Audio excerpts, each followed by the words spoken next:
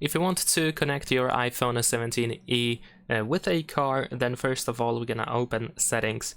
Now over here in settings we need to go to general, and then in here you should be able to find the CarPlay option. Over here we can wirelessly set up the CarPlay if your car supports, of course, wireless CarPlay.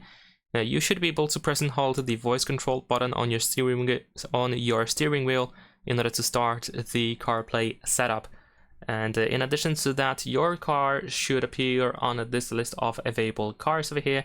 So once it is detected by the phone, you should be able to tap over here and connect it. And in addition to that, you can try to simply use a USB cable. If your car has USB-C port, then most likely you can connect your iPhone 17e via this USB cable, and you should be able to use the CarPlay. That's pretty much it. Leave a like and subscribe.